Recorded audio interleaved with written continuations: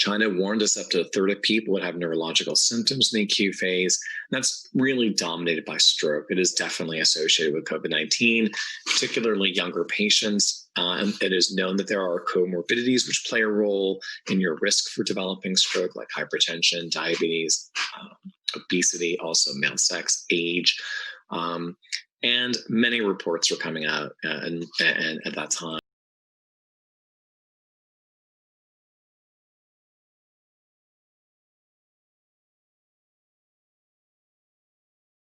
Hemorrhage.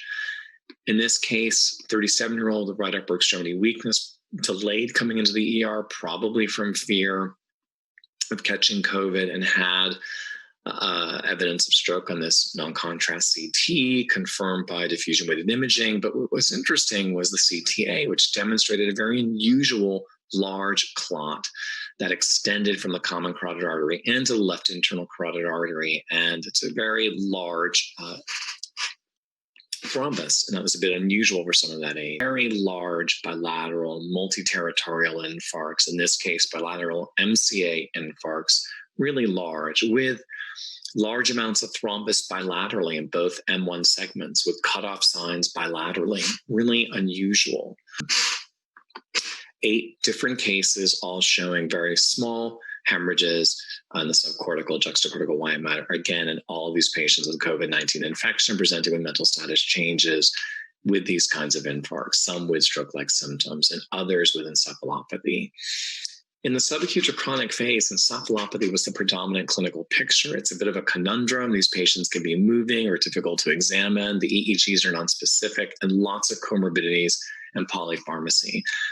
They really were a delirium factory, according to Health News and Kaiser. Press and demyelinating patterns were more rare. This was an example of the really multiple extensive infarcts, an unusual pattern, too symmetric to be embolic, and at watershed vulnerable zones.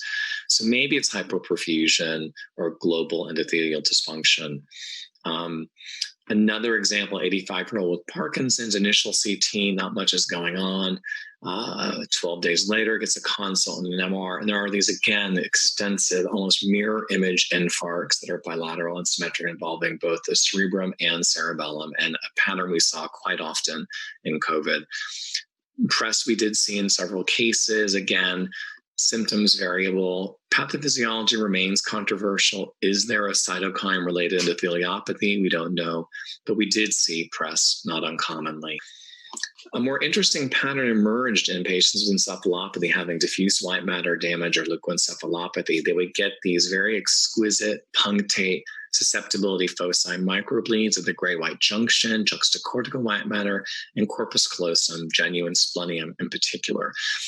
And although these are very novel appearing, they have been reported in ICU patients previously in 2018 and 2017. And here's another, just an example at our institution where this really exquisite, almost lining of the gray-white junction by microbleeds, a larger focus there, and diffuse white matter damage in one of our COVID patients on long-term intubation. Another example of an ICU patient with COVID with press-like subcortical edema bilaterally, then going on to develop these microhemorrhages in the splenium and at the gray-white junction in a multifocal pattern. And it's very similar to high-altitude cerebral edema.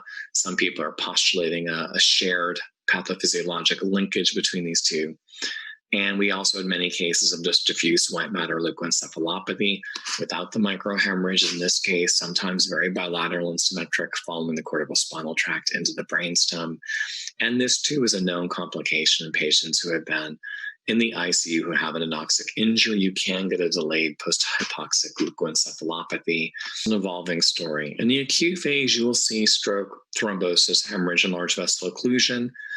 Subacute to chronic findings will center around a clinical picture of encephalopathy, and it's variable. You may get hypoxic ischemic encephalopathy and white matter injury, with or without microhemorrhages that are seen mainly at the gray-white junction and corpus callosum. Press can occur, infarcts particularly along these vulnerable zones that are going to be diffuse and widespread, both cerebrum and cerebellum, and rarely demyelination. Long-term functional outcome is a work in progress and not yet known, and there's limited data